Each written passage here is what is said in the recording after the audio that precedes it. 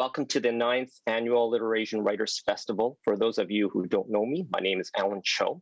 I'm the Festival Director of LiterASIAN. It's wonderful to share with you this event, which is a community building initiative of the Asian Canadian Writers Workshop. It's been a tragically difficult year for all of us. Not only have we been mired in a global pandemic, but we've also seen racism on the rise against Blacks, Indigenous, and people of color. Not just in North America, but across the world, anti-Asian racism and its gender-based violence is on the rise. Incredibly, 717% rise, an increase in anti-Asian hate crimes in Vancouver alone is just shocking. For that reason, Global Asian as a theme is a paradigm of the Asian Canadian experience. It's intercultural, intergenerational, and international. The experiences we face in Canada is not limited to our borders here. It's interconnected globally across the world. Our festival this year features writers in Canada, the United States, and Asia. And as you'll find out, the experiences of these writers of Asian heritage share remarkable similarities of resilience. I want to thank you to our partners and sponsors who make our festival possible. BC Arts Council, BC Sunwa, Iron Dog Books, Pacific Canada Heritage Centre, Museum of Migration, PCHC, Rice Paper Magazine, Chinatown Youth Collaborative, and our wonderful team of volunteers, including Sophie Monk, our festival coordinator, who make this festival possible.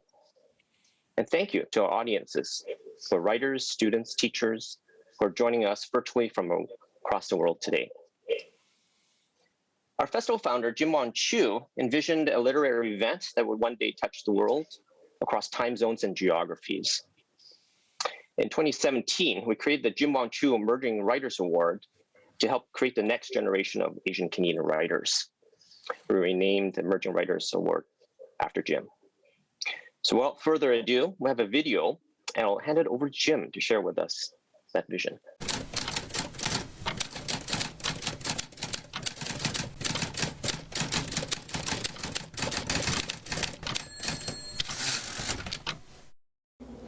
About 10 years ago, we created what we call the Emerging Writer Award. And at that time, there wasn't a lot of writers getting published, Asian writers getting published. And every season, there was a fall season, a spring season, we thought, and we would anticipate to see if there was an Asian writer at all. And we'd cheer if there was one or maybe two.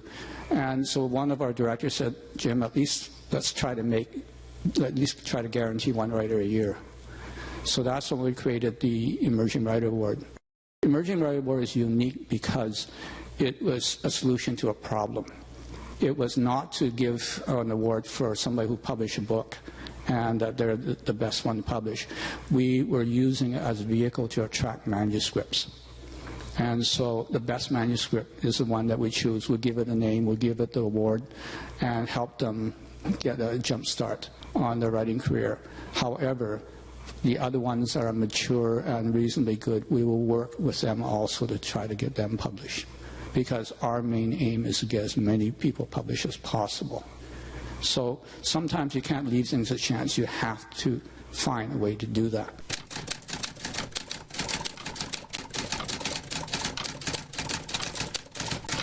So we're now looking at the new generation. What are the new generation of Asian Canadians writing? And that's why we started the LiterASIAN, the festival. Because up to that point, you know, you go to the Vancouver Writers Festival and you're seeing the token Asian. And basically it's fun, but it's not really a lot. Now we can come together as a community, read about ourselves, talk about ourselves, and actually learn and appreciate our own writing. And I think that that's one way we do it, because the reason why we created the Asian Canadian Writers Workshop in the first place, right from the very beginning, was that we were trying to create new writers. And so new writing was so important to us. That was still the mantra. You know, we do the Writers Festival, and we're bringing in established writers, and we're having workshops to teach writers, teach people to learn to write, to inspire them, give them an opportunity.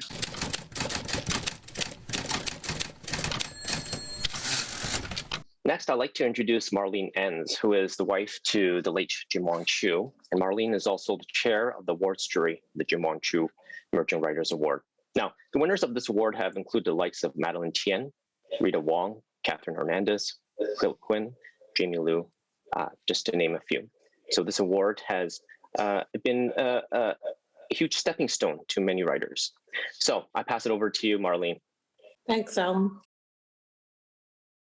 Well, I'm proud to be one of the judges for the Jim Wong Chu Emerging Writers Award, along with Mr. Edwin Lee, who's the author of Some Young Guys, and Dr. Trevor Carolyn, who is an author, a teacher, a musician, an art administrator, an advocate.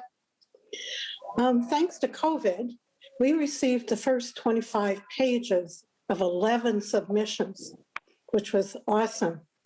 And we were tasked to read them and to choose 3 full manuscripts. And we couldn't.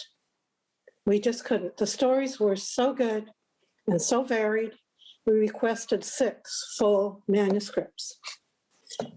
And we read about the effects of earthquakes and tsunamis in Japan, of the heartbreak of Filipino women leaving their own children, coming to Canada to care for other people's children, a North Korean intelligence agent on the run, a family immigrating to Canada and the parents being forced to return home, leaving the children alone in Canada, a divorced woman who makes egg rolls for a living and is obsessed with kickboxing, and a complicated love between the son of an exiled Iranian professor and a Taiwanese woman spread over many years and countries.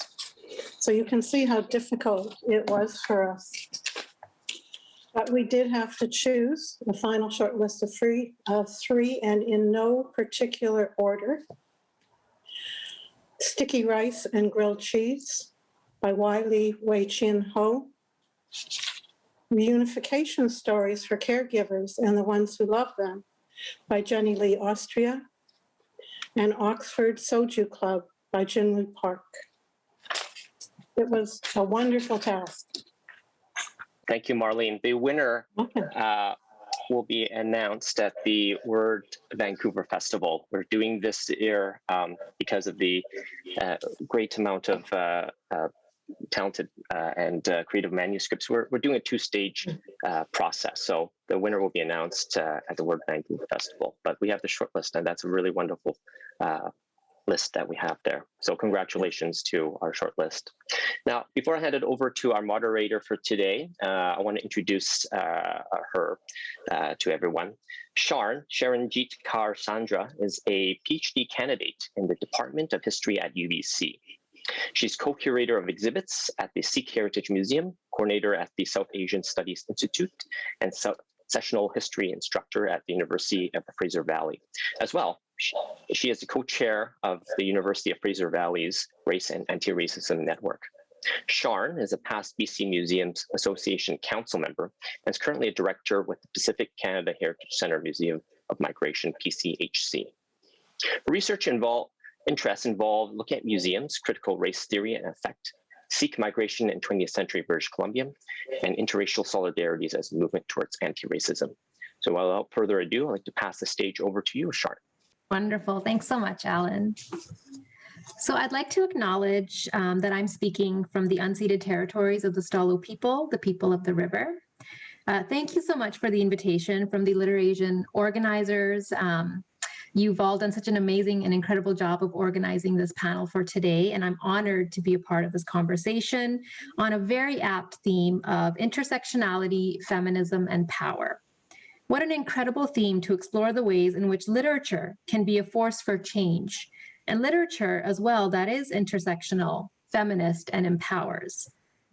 I'll begin by introducing our panelists for today, and then I have 3 questions for each of the authors. I'd like to keep the questions minimal to allow as much time as possible for the Q&A, which is the audience's chance to engage and ask in a feeling of community, or in Punjabi, we would say a collective sangat, despite the remote nature of the event. So I do encourage the attendees today to feel free to ask questions in the Q&A chat box as our authors are giving answers, and I'll do my very best to make sure that every question is answered depending on the time. So our writers in today's panel are Grace Eiko Thomson, Sarah Sook, and Larissa Lai. Grace Eiko Thomson is a second-generation Japanese Canadian who, with her parents and siblings, lived in Paraguay, and correct me if I say this wrong, Powell Street, downtown, East Side, in Vancouver until 1942, when they were sent to the internment site of Minto Mines, BC, then in 1945, rural Manitoba. After restrictions were lifted, they resettled in the city of Winnipeg in 1950. Grace's education focused on her need to overcome memories of racism and identity issues through investigation of her cultural roots and through art. She graduated from the University of Manitoba and the University of Leeds, and as a curator of various art galleries from 1983 to 1998, she concentrated on cross-cultural issues as well as women's issues.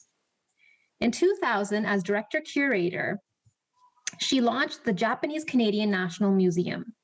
She was president of the National Association of Japanese Canadians in 2008 and served on the National Executive Board from 2005 to 2010. She's mother to 2 sons and a grandmother to 5 grandchildren, and currently participates in various downtown Eastside activities and issues. Welcome, Grace. Our second author is Sarah Sook. Sarah lives in Vancouver, Canada, where she writes stories and admires mountains. Sarah graduated from UBC with a major in English literature and a minor in creative writing. When she's not writing, you can find her hanging out by the water, taking film photos, or eating a bowl of bingsu. Made in Korea is her first novel. You can visit Sarah online at sarahsook.com and on Twitter and Instagram at Sarah Eiley Sook. Welcome, Sarah. Our third author is Larissa Lai. Larissa has authored 3 novels, The Tiger Flew, Saltfish Girl, and When Fox is 1,000, 2 poetry collections, Sybil and Rest with Rita Wong and Automaton biographies, a chapbook, Eggs in the Basement, and a critical book, Slanting Eye, Imagining We, Asian Canadian literary production in the 1980s and 1990s. A recipient of the Astria Foundation Emerging Writers Award, she's been a finalist for the Books in Canada First Novel Award, the Tiptree Award, the Sunburst Award, the City of Calgary W.O. Mitchell Award, the B.P. Nicol Chapbook Award, the Dorothy Livesay Prize, and the ACQL Gabriel Roy Prize for Literary Criticism. Phew. Larissa has been writer-in-residence at the University of Calgary, the University of Guelph, and at Simon Fraser University, as well as guest professor at the University of Augsburg. At UBC, she served as assistant professor of Canadian literature for 7 years before relocating to the University of Calgary, where she is currently associate professor and Canada Research Chair in the Department of English. There, she directs the Insurgent Architects House for Creative Writing. Welcome to these amazing panelists, and I look forward to the discussion. I'm going to dive right into my first question. And maybe, Larissa, if I can ask you to start the conversation with the first question. So my question is, can you each address how much more meaning and purpose your publications have had in light of the rise in anti-Asian hate and racism that we've been seeing all across North America? So how have your publications have more meaning and purpose in light of this? And feel free to plug your novels' names and your books' names. You must do that. So Larissa, I'll start with you. All right. Thank you, Sharon. Thank you. It's an important and necessary question in this particular moment, for sure. The first thing your question makes me think of, is that photo of Woody Guthrie with the sticker on it that says, "This machine kills fascists." And I wonder if, we might think of our literature as also doing that, as having, wouldn't that be great if it had that power to take down the haters? For sure, I'm thinking about all of the terrible attacks that have been exercised against Asians, especially, in Vancouver, where we're virtually meeting today, but across Turtle Island, and particularly those terrible shootings in Atlanta last month. Just so incredibly devastating. I think there's a long history in Western culture, in Western literatures, in Western media, of figuring Asians as inhuman. And I think that part of what makes that kind of violence possible is that imagination of us in the contemporary popular imagination. So, I think about all those Vietnam War movies, right, that were so popular when I was a kid, or Dr. Fu Manchu, or thinking about that figure, the character that Mickey Rooney plays in Breakfast at Tiffany's. Like, there's so much of it that's just sort of out there. And I think, the accumulation of it is really damaging. And so I think there's something, not just my work, but I mean that, Grace's work, Sarah's work, the work of, so many of the people who were named at the start of this event, who, were had the Jim Wong Chu Asian Canadian Writers Award, people like Ria Wong,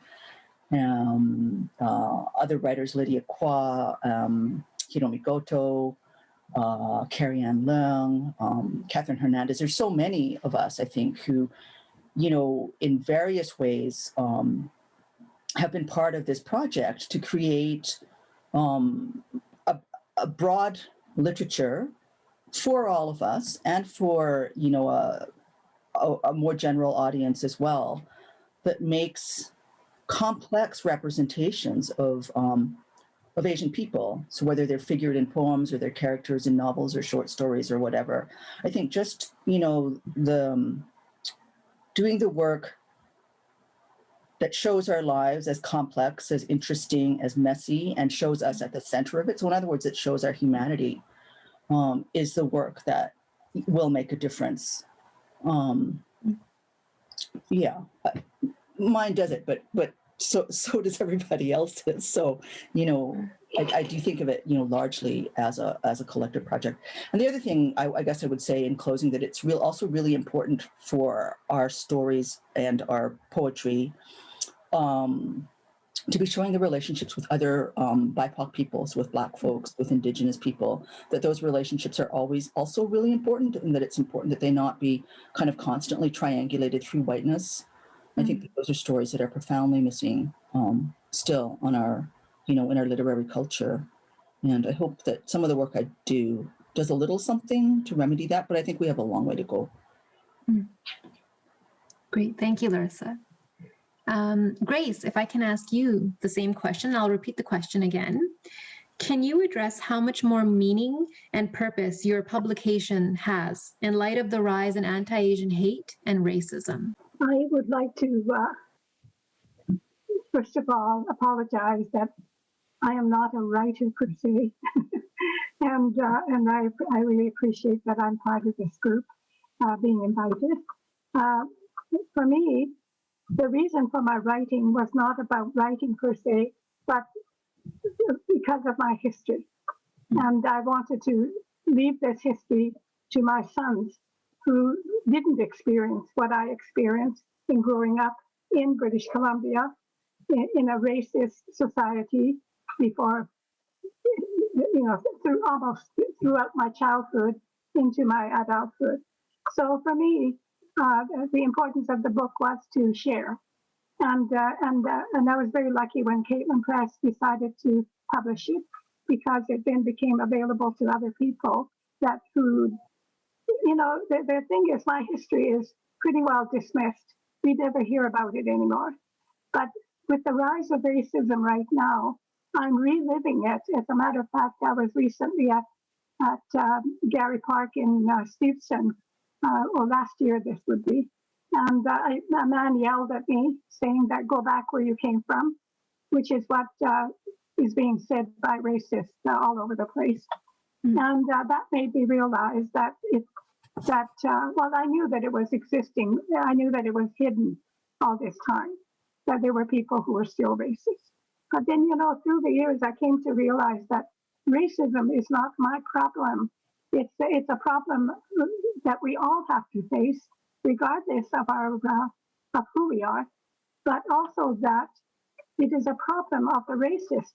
They have need to look down on someone. They have no self-esteem, and that's how I have come to a conclusion in my own mind. And so, for me, I'm very happy, because I wasn't intending my book to come out at this time. In fact, I wasn't even thinking that it was going to be a book. It was supposed to be a memoir for my son. So I'm glad that it came out at this moment, because I want everybody to know that Canada used to be a racist country. And what happened to us was approved by the government. The government and the politicians that encouraged it were racist. And we have to remember that in order to overcome this, we have to all individually, we have to be vigilant, that we cannot just pretend that it's not happening to individuals like yourself, or hide from it, because when something like this happens, you don't even want to share it with people. But I realized that the only way to overcome this is through vigilance, that each of us have the responsibility to speak out and to make sure that the government, pressure the government to do more, and the education system to do more. I really believe that the education system has a lot of responsibility, but unlike when I was young, when there were no Japanese Canadian or Asians who were teachers, because professions were not allowed to people who didn't have the right to vote. Today there are the people of different ethnicities teaching in classes, but the subject matter has to be well thought out so that the children learn what racism is about, and not just have to, a certain one of the children have to endure. That this is something that we all have to take responsibility for. So for me, I'm very happy that my book has come out at this time, and I hope that the young generations will read it and understand Canada's history. What happened to us was Canada's history at the time, and let's not make it into a history of today. That it's not something that is continuing. Yeah. So I think that's Thank you, Grace. I do have to disagree. You are very much a writer. I, as a historian, having had the privilege to read your book, it's pretty mind-blowing. And I teach first-year level history courses. And History 102 is History of Canada post-Confederacy. And I spend quite a bit of time talking about Japanese-Canadian internments and stories around resilience and power through that narrative. You'd be surprised how many students are so shocked that they've never heard this story. Exactly. Right? And this is students coming out of a fairly new advanced curriculum design. So that means that it's still not being done at the level, like you say, and Larissa says, that there's still much work to be done around these stories. Yeah. But so grateful to you. Thank you, Grace. Thank you. Sarah, do you want me to repeat the question, Sarah? Yes. Okay. Thank you. So can you address how much more meaning and purpose your publication has in light of the rise in anti-Asian and racism?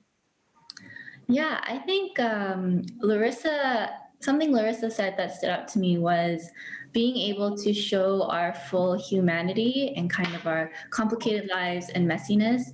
I think at a time where it feels like it's almost like scary to be Asian, or there's a lot of fear surrounding all of the rise in anti-Asian violence. And it feels like people spreading that violence is kind of sending this message of like, yeah, you should be afraid, like you should be scared. But, being Asian isn't just something that puts us at risk of violence. It's something that brings us great joy. And I think that's really important to show in literature. In my book, Made in Korea, it's a young adult rom-com about two teens that sell Korean beauty products at school, and they go head to head to outsell each other. And the characters just have a lot of space in that book to be teenagers. They make mistakes, they fall in love, they grow, they laugh, they are just complex human beings. And I think it's so important to have spaces where Asian people can feel safe in their full humanity, and B, where everyone can see Asian people in their full humanity. So I think that is really important, and what I feel like our books have to offer, especially in this time, because I think that the more space we make for those stories, the more space we take up. And I think we deserve to take up space. it was interesting when I was reading your book, Sarah. I kept thinking that. I said, for the first time in a very long time, reading a book that would be, perhaps part of a curriculum in high school, I'm only seeing a centeredness of, Asian or even just Korean, Canadian or Korean identities. And I don't remember the last time I've read a book like that, and thinking back to my high school, readings. And it was really powerful in that moment to say, like, your food references you make, your social, cultural references, all was around the complexity of that identity. And I appreciated it so much. So you're absolutely right. The depths and layers of how you showcase identities through your writing is part of the solution. 100%. And I hope it'll be included in a curriculum down the road. I really hope so. Yeah. I'm going to go on to the next question and start off with Larissa again. The second question is more around our theme for today's panel. So, is intersectionality, feminism, and power a pathway through which healing can be found? I think a lot of people are looking for healing, but also empowerment based on the harm that's been taking place across North America. So is intersectionality, feminism, and power a potential pathway for us to find that empowerment, those solutions? Larissa. I had myself on mute there. Thank you, John. It's a good question, and it's a big question. So I think I would like to start just by, thinking about a little bit where the term intersectionality comes from. It's from an African-American sociologist called Kimberley Crenshaw. And she's thinking about the idea that some of us carry more than one oppression at the same time, right? But that the carrying of more than one oppression, it's not necessarily a compounding, it's its own sort of site that one inhabits, right? And that when, initially, and I think this still tends to be a tendency, when we're talking about race and racism, that, when we're talking about racism against Asians, it tends to be Asian men, right, who get called to speak for. And then when we're talking about sexism, it tends to be white women who get called to speak for the position of womanhood. And so she's trying to call that out and say, in her case, as a Black woman, should be able and clearly have the experience of racism, have the experience of sexism, and have the experience of them in a compounded way. I think where the term intersectionality might fall a little bit short is it can tend to be a little bit ahistorical, and it can also tend to think about oppressions as one oppression as equivalent to the next. And so, as we speak about it, I think it's also really important to recognize that the locations that each of us inhabits and those that the members of our communities habit are always specific and historic and specific unto themselves. And this, again, is why literary work is so important, right? Because it is, as we were saying, Sarah was talking about it too, the place where a full complexity of being can unfold. And sometimes you might want to put the label Asian woman on it, for instance. But sometimes it might be more complicated than that, or it just might be about being human, right? Mm-hmm. Or it might be about being a prof or a cosmetic seller, right? But these things are all part of, how any particular individual kind of walks through and moves through the world. And then another thing that I'd like to say in relation to intersectionalities, I think sometimes we use it what we actually mean is something maybe more like relation or kinship.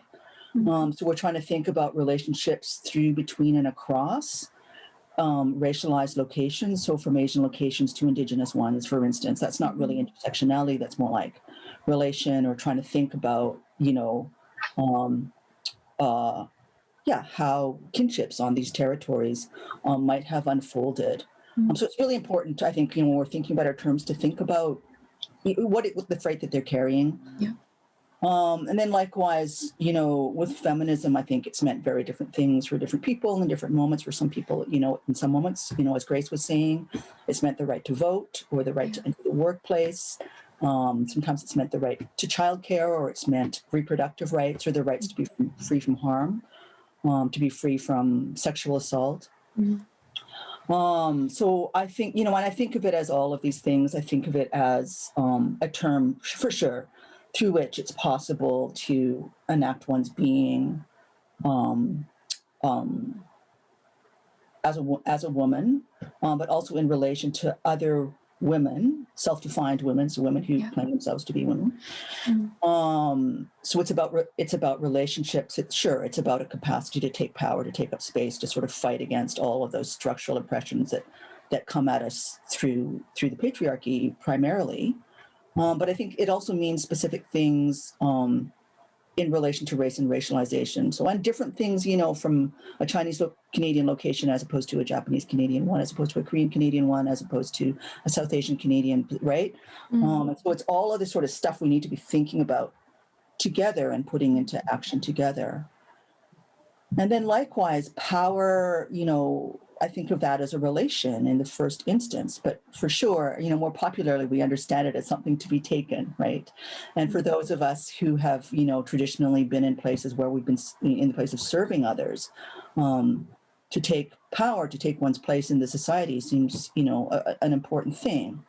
I still feel like I do a lot of serving, but it's a different kind of serving maybe. And it's the kind of serving, some of it I don't want to do and I'm peed off about. Some of it I'm more than happy to do, and and I'm happy and content to do. So stuff like I think the work that I do with students, for instance, is a kind of serving.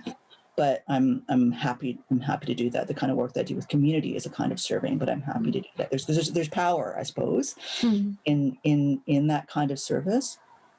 And then to think about healing as well. I think it is, for those of us who come from locations and bodies upon which a lot of harm has been enacted. I understand why people may wish to heal.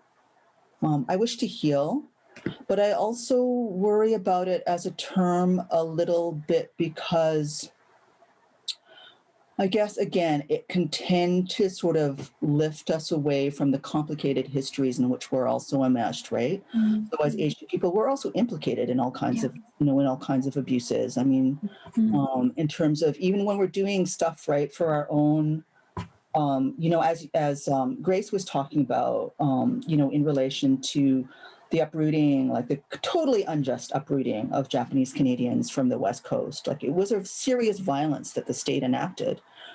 But by the same token, the minute that JCs go to sort of fight for rights and restitution in response to that, they're reinforcing the state. And in reinforcing the state, we're continuing to perpetuate, right, land theft. So colonialism on Indigenous peoples and on the land.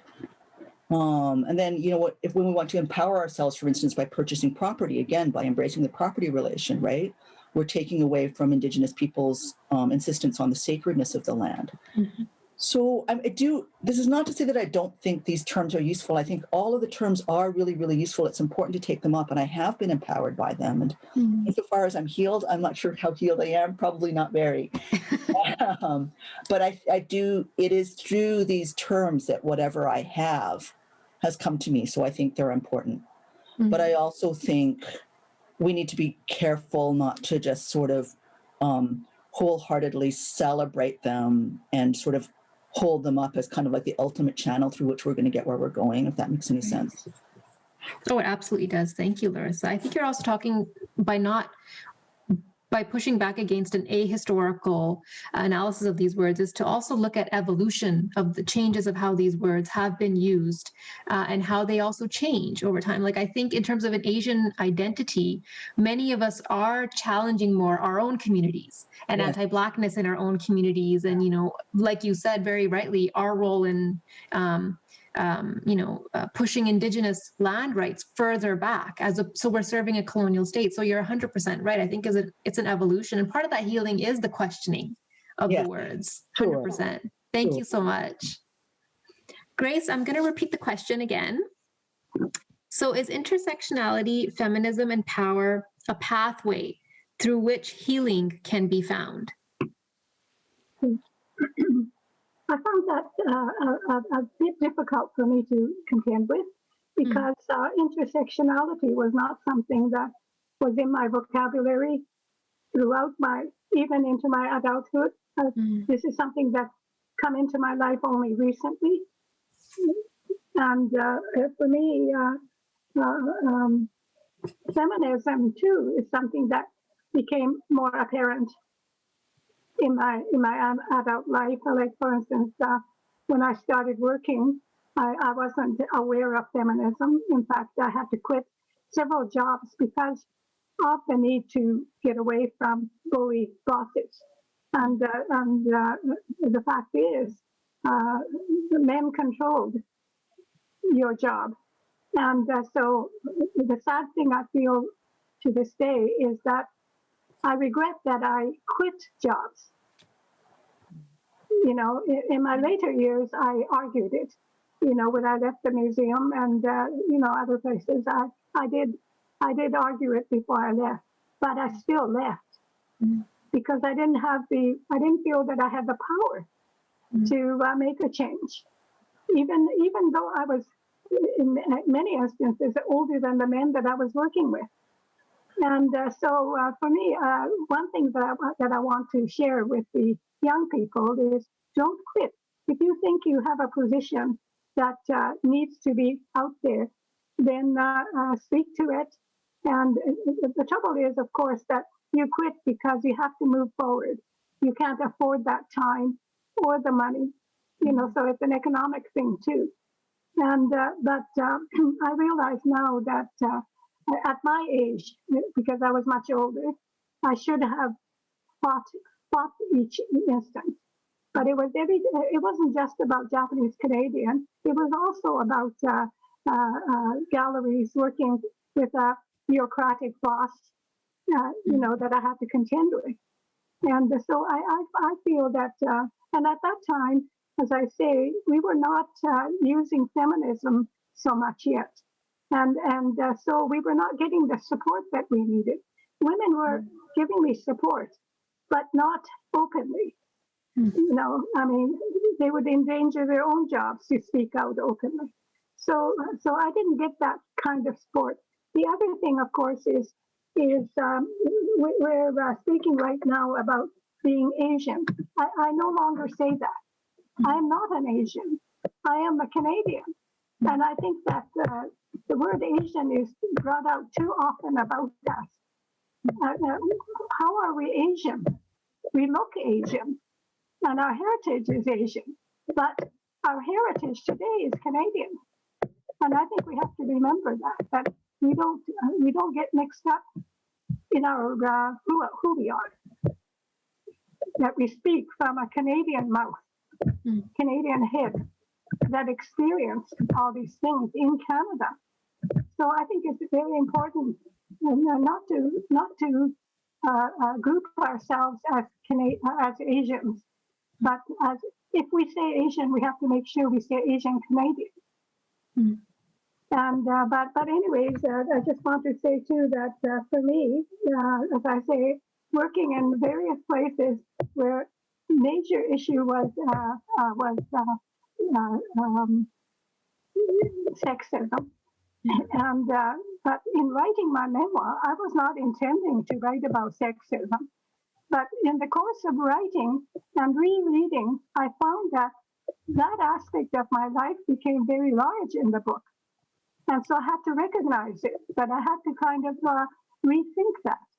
So that became part of my book. And having two sons, no daughters, and a husband through intermarriage, it was very difficult for me to really speak out about these things. But I wanted my sons to know, because my sons are not fools. They know, you know, they know what I experienced, and also why I'm sharing this. So I think that it's very important for us to be honest about who we are, but also that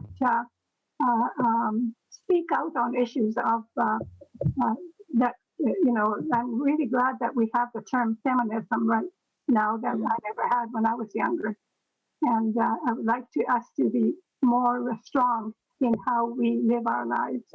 And I think that's what's happening now. I think more and more women are stepping forward to becoming very strong voices in our communities.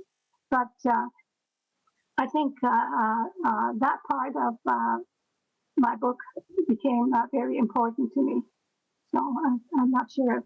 I know I haven't addressed the aspect of intersectionality, because that word was a bit foreign to me. Sure, no problem. Yeah. I do have to say, Grace, there were a couple of moments in your book when you mention very bravely incidences of actual sexual harassment that you faced. And it's almost as though you're writing about it, you're coming to the realization that that is what happened. And I sensed that as well. Like you were kind of going back, remembering as a 12-year-old, or you were very young when, much older man. So I found that very brave to see like your process of writing about it. Well, I find it amazing that at my age, I didn't look for help. I recognized it as something that there was no help for from my parents, who were struggling without having to deal with issues that has to do with, a young daughter being treated as such and not only by another maybe a Japanese Canadian boy, but also by a person of position in a city that I couldn't really fight. I knew that I couldn't fight against. Mm. Yeah. So those things that started appearing in my memoir, which made me realize that my memoir was not just about racism, that there was much more to it than it's about a woman's life. Yeah. Thank you, Grace. Sarah, do you want me to repeat the question? I think I got it. Okay. About intersectionality, feminism, and power. And healing. Yeah. 4 words. Very big words, I will say. Yeah. So I agree that it is a very broad, a lot of broad terms for sure, that each one I feel like has such complicated meanings and undertones, especially depending on the way that it's used and the topic that is being discussed. So I really appreciate kind of like the zoomed out historical look at the words, as well as the closer personal, like here's what it looked like in Grace's memoir. I think that was really interesting for me to listen to both perspectives. And for myself, I guess because the question is so large and the words itself are so large, I really kind of had to almost zoom it down to the most like individualistic level for me to kind of grapple with the question. So for me, how I interpreted it was intersectionality within one person's life.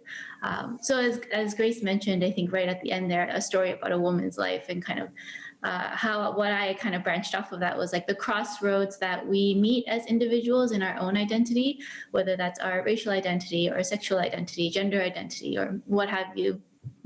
And I think that, it's so complicated even to talk about that in relationship with others. So I don't even know if my mind was like ready to go there for that question yet. It was just like, like even within myself, like how do you reconcile different parts of yourself that sometimes feel at odds, or you don't know exactly how it fits, or, that it seems like an oversimplification to just focus on one when you're such a complex human being. And I'm sure many people feel that way with their many different identities, and how it crosses over, and what perspective, what unique perspective that they have to offer from these intersections.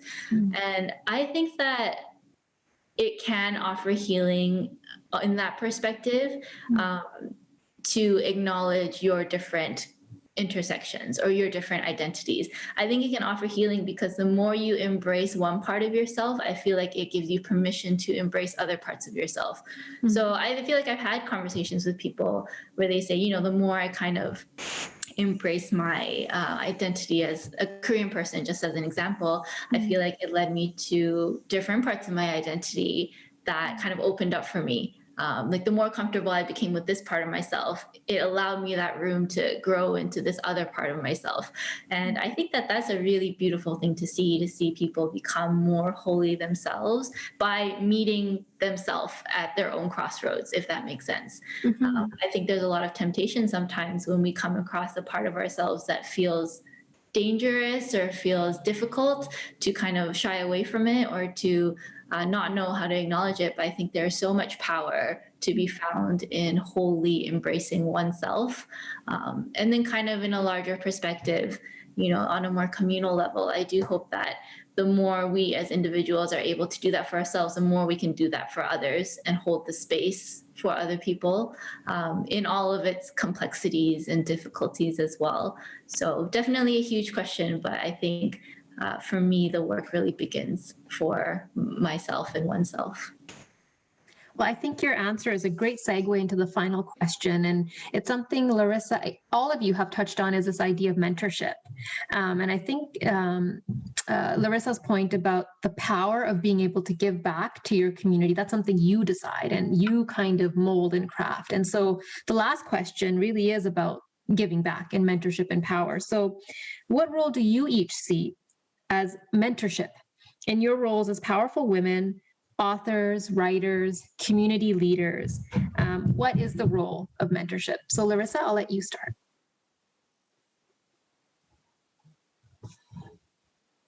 Sorry, I should have unmuted while you were still speaking. Yeah, I think the mentorship is really, really important because it's through mentorship that we build community, right? Without having teachers. And I remember feeling that to be a really acute struggle when I was young, that there weren't that many older folks in the community, particularly who were doing work kind of oriented towards creative things, whether it was literary things or other kinds of art. So, I mean, I really value, Grace in so many ways for that reason. I think I met you, Grace, and then in the 90s in there with Roy Meeke, probably at Powell Street Festival or something like that. And it was just so fantastic, just to talk to you and to know what you were doing and to sort of understand or have a little bit of a sense of how your life had unfolded. And you were always so kind to me. And yeah, I really appreciate that. And I feel, now is my moment to pass that on. We're living in a strange moment right now. I mean, when I was in my 20s, there was a much stronger, it felt that way. I don't know if this is true. Grace probably would know the answer to this. That there was a bit more resources around kind of at the community level, partly because there was funding and stuff through things like the Canada Council, BC Arts Council and stuff like that to do the work. And it was possible to have this mentorship like in the communities, like in creative communities. I'm sure it's still true, but it just seems sort of less so. But that may be because I've gone inside. So, as you were saying at the beginning, I'm working as a prof now at the University of Calgary. I was at UBC before that. And of course, I'm one of very few BIPOC, queer BIPOC women teaching. And so a lot of the students, racialized students, queer students, women students will come to me because they're looking for a reflection of themselves in their professor, as I was seeking at a similar age. So I've been working with them. I've also been working with other young folk who are just interested in poetry, especially experimental poetry, or interested in fiction, especially speculative fiction. I guess if there's one thing I think that's important I'm doing now, I'm running I call it an uncenter. It's called the Insurgent Architects House for Creative Writing at the University of Calgary. And we regularly run events. So I've done one on Asian Indigenous relation. We had another one called Black Lives Out West. There was one called Wisdom Council, where all of the speakers were, people who had been my teachers or the generation of my teachers, to pass on those ways of knowing and ways of doing things that we used to have and that are moving and shifting. And I think that the younger generation doesn't know. They imagine that things have always been done the way we do them now, and that's not necessarily the case. So that one I felt was sort of extra special. And then just before COVID hit, and just by luck, I had begun a podcast series with some interviews recorded from the Wisdom Council symposium, but then beginning to do ones where students have been interviewing practicing writers, and been running them all as podcasts. So if anyone's interested, it's TIAHOUSE.ca. And Sorry, TIHAOUSE? TIA, so the Insurgent Architects, and then HOUSE, House, Lovely. Okay. .ca. Okay. And you can hear them there. And I think that these podcasts are themselves acts of mentorship. That on the one hand, I've sort of built structurally into the structure of the project, but then it's also the writer being interviewed, mentoring the student who's interviewing sometimes, and other ones where, the mentorship is going in both directions, where, I've had like two writers of a similar generation interviewing one another. And then you have this wonderful kind of conversation that's sort of within a community. But speaking about sort of specific lives and practices unfolding there. So, I mean, if there's something that I feel, I wish we had more of, I wish we had more sort of 80s, 90s style community mentorship. I'm obviously really happy to have a position in a university and fortunate. And Grace says, don't quit. So Grace, I'll try not to. But I do sometimes feel that, we're so managed and controlled by structures and forces within the institutions that make us do things in really awkward, not unproductive, but inelegant ways. When if we were just given the resources and a lot less sort of surrounding apparatus, we do it better ourselves. And I do think about that. Do you think that's part structural racism, though, like systemic racism? Because you're talking, right? Like, I mean, it's part structural racism, and then more broadly, it's just, university hierarchies that are, sure, structurally racist in part, but then they're also just hierarchical. Getting back to your second question, they're patriarchal, and then also the forms of accountability they demand. I mean, I do think we need to be accountable, but the forms of accountability can be quite awkward. So, for instance, run through financial offices in the first instances, and then dean's offices where nothing against my dean, who is a lovely man, but it's the structure, like the structure itself that sort of limits. So it is partly structural racism, but it's other structures as well that are just as oppressive. Great. Thank you, Larissa. Grace, I'll repeat the second question. What role do you see mentorship in your roles as a powerful community leader? So what is the role of mentorship for you? Well, I really enjoyed listening to Larissa. I think considering that I'm about 50 years older or more, my life is at this moment is with a lot of younger people who are doing their PhD and all that. They are very kind and they write to me and they call me their mentor and all that, which I think is a bit ridiculous because I look to them as my mentors. I find myself looking to them more as people who are knowledgeable and particularly about current things. So for me, though, I do look at it as a compliment, and I do try my best to give them what I know from my own past, and to share with them what I think may be of importance to them. But for me, I guess I think I've passed the age of mentorship, to be honest. And but I really appreciate that mentorship is a very important thing because I never had that. The only mentor I had was my mother, and then with my mother was a very strong woman. But the thing about having mother as a mentor is that she was an immigrant, and she was also someone who had very strong Japanese culture. As her guide. And so, even though I didn't learn much about Japanese culture per se, I always thought of it as mother's culture.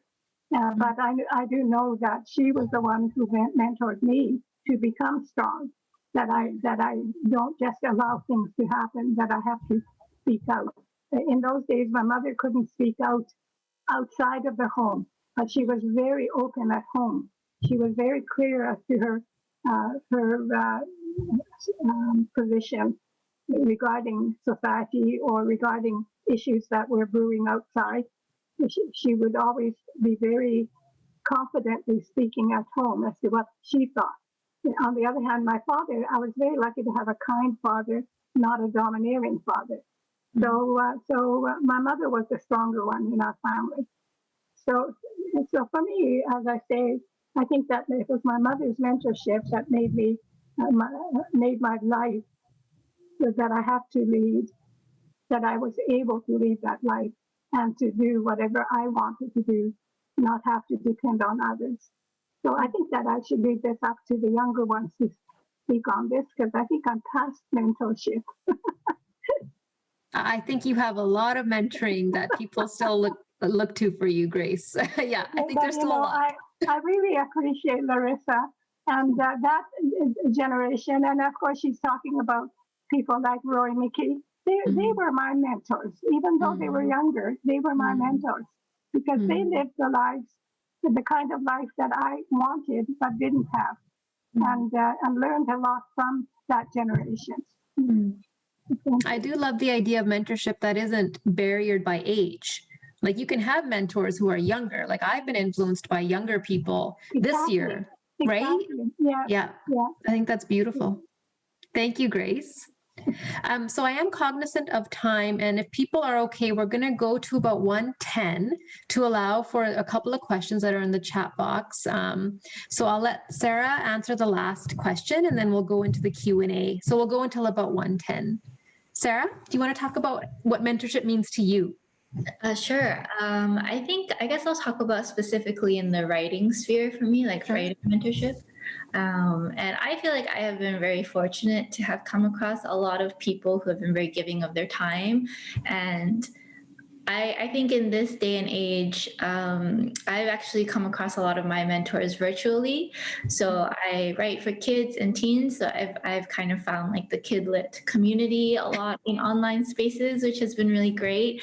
So I've had a lot of great writers kind of be with me, especially in the early days of like querying literary agents when I was trying to sign with an agent for my project, and going on submission to editors at publishing houses. Like, I had a lot of great people that I could go to for questions and who have kind of been through the process themselves and were able to offer wisdom and support during that time. And still now, you know, as a debut author, I have a lot of writers who have been through it, who know the trajectory and know what the path kind of looks like. Generally speaking, it's different for everybody, but it's nice to have people who can understand and just offer a listening ear. And I think that it has been such a honor to have that kind of like one-on-one relationship with these writers. But I also see mentorship as people that you might never meet in real life, but through, you know, seeing their interviews or reading their books or seeing like how they compose themselves as authors or as people that you look up to, there is that kind of like from a distance mentorship in a way. Like, you're able to learn and grow from them without ever really having that conversation per se. So I think both are really important. One on kind of like a horizontal kind of like peer-to-peer kind of way, and then one like, even though they're far away, there's still so much to gain from seeing how they're living their life. And I think both have been really valuable for myself, and I hope that, you know, in turn that I can offer the same to others as well.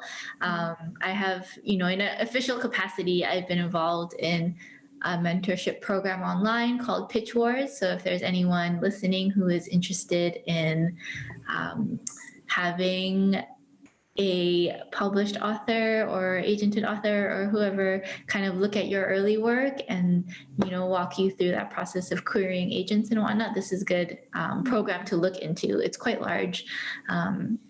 So yeah, and it happens yearly. So it's kind of a good one to get plugged in. And I had a really good time mentoring through that space, and I hope to do more things like that in the future. Maybe even like, you know, one day in person things too. Like, I'd love to connect with more people in person. But until then, you know, I hope that I would continue to be be able to give back through online means and even from like a distance means as well. So in the same way that I received, I hope that I can give back, tenfold to the community. Thank you, Sarah. Okay, well, what I'm going to do is just read out some of the questions, and I won't ask anybody to answer. Feel free to jump in to whoever would like to answer the question.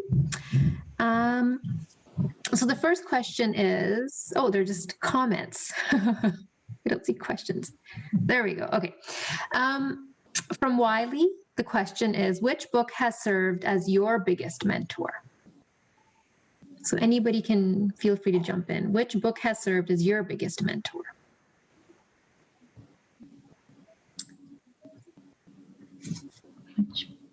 I can answer this one. I think Sure.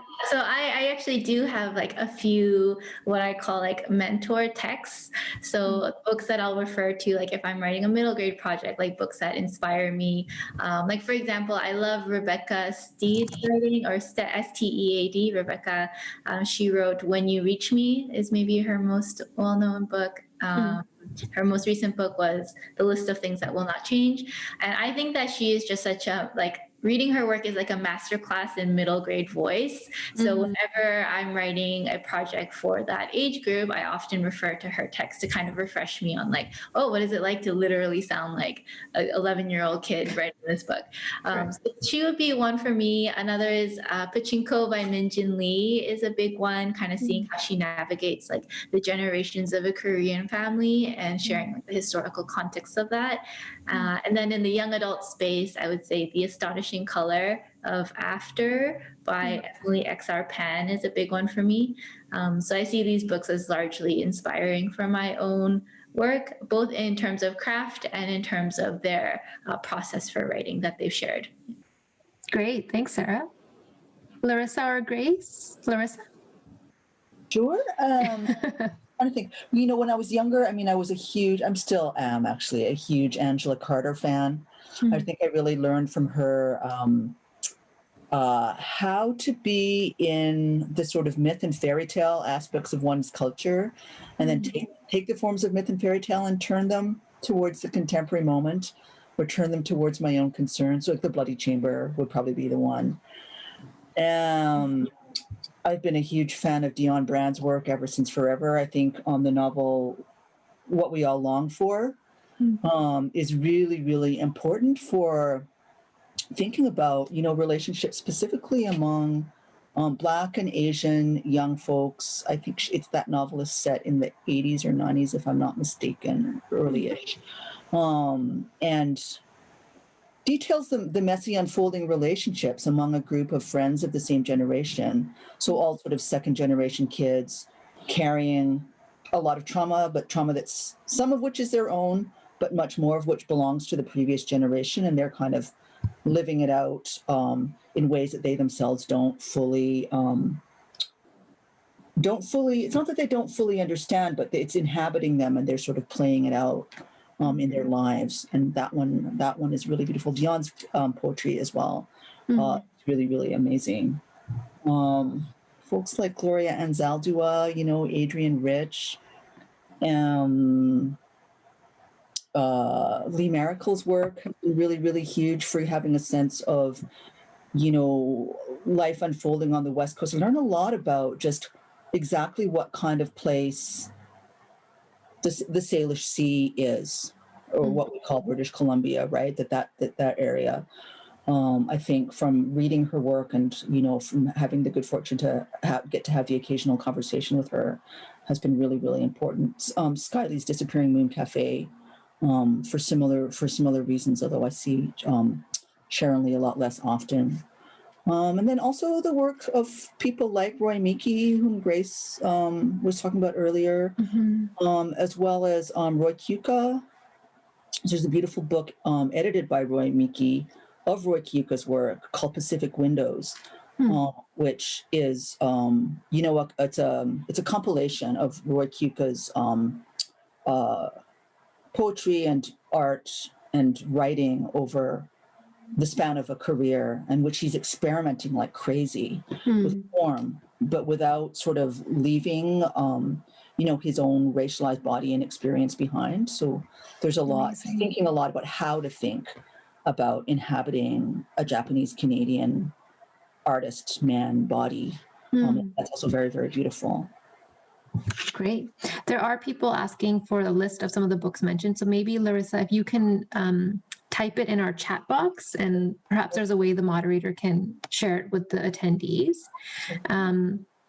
I'm wondering if I can go on to the next question. It was an important one, if that's okay. And maybe, Grace, I can start with you to answer it. So the question was, how can we learn from intergroup anxiety and animosities among Asian ethnicities to address anti-Asian violence from non-Asians?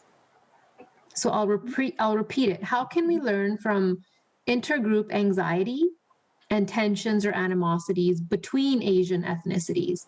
So Asian, there's many identities that fall within the broad category of Asian.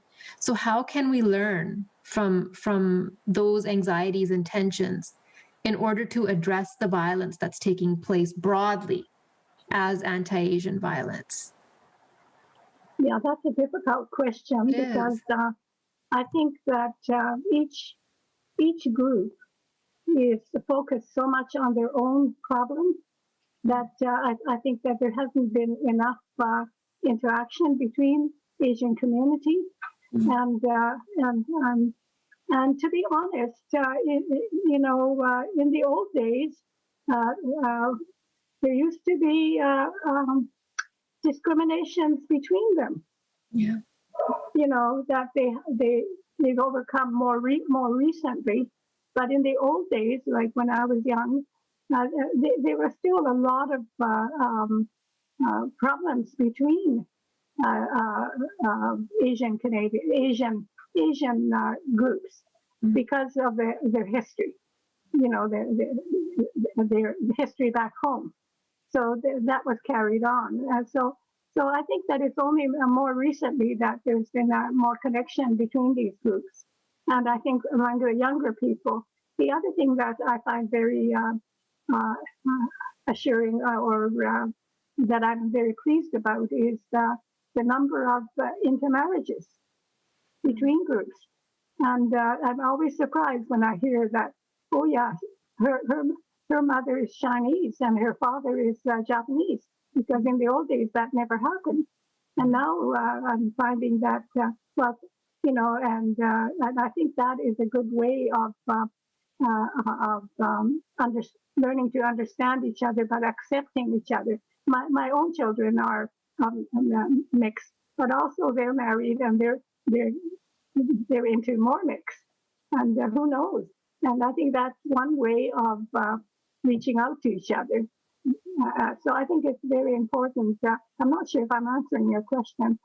No, absolutely. No, you did, Grace. I'm wondering if... I think that there's a lot to that. Yeah, it's a very difficult question, but it's an important one. Larissa or Sarah, do you want to jump in to answer? Larissa? I have a lot of thoughts about this one. Yeah. That the question that is Ming Ming, is it? Yeah, that Ming Ming is asking. I felt plagued by this question from the very get-go. There were very, very earliest stages of my writing life. There's so much terrible infighting within our communities, like even within any particular quote-unquote identity category. And I'm not sure why it is. I mean, I would make some guesses. A sociologist could perhaps study this, but I think part of it is, that for such a long time, because of that whole syndrome of one of each, right? You were talking, I can't remember who was saying this. I think maybe it was you, Sharon, or it might have been Allan even before we. I think it was the video, the introductory video. Oh, the gem at the very start. Where the festival will only have like one Asian, one Black person, one Indigenous. So then when we suddenly find ourselves sort of in community with one another, it's really hard to not be kind of all caught up in that kind of competitive, that competitive, I'm going to be the one that shines in the eye of the man. We're not necessarily even thinking in the eye of the man. It's just, I want to be the one that shines. I think that's what we think. And it happens beneath the level of consciousness. So I'm not saying anybody's doing this intentionally, but it's become such a kind of unconscious psychological habit for people who are marginalized, in a white supremacist culture. And because we are also given no education and no tools as to how to be in relationship with one another. And then we have to find them for ourselves, often when we're very, very young, and we have there's nowhere to go for those tools because nobody has sorted it out. Like the older generations haven't sorted it out either. So, I think about this a lot in my work. My first novel, When Foxes a Thousand, is an attempt to grapple with that problem. I don't know how successful it is, probably not very, but at least it's an attempt. And then this book as well, the more recent one, Iron Goddess of Mercy, again, is an attempt to grapple with that in part, while sort of still dealing with, with just basic old white colonial racism. I think that there are certain basic things that some of us have figured out to a certain extent, but there's still so much work to do. So, if Ming Ming is looking for advice, I would say part of it is, just to be sort of self-reflexive and be attentive to those moments when those feelings of competitiveness arise in yourself. Prize culture doesn't help, right? But when those feelings arise in yourself, and then try not to do it to the other person, right? And that's probably the place to start. It's like, oh yeah, I am actually kind of feeling a bit competitive towards Rita or whoever, somebody I love dearly. I could snap at her and put her down, but how about if I don't, right?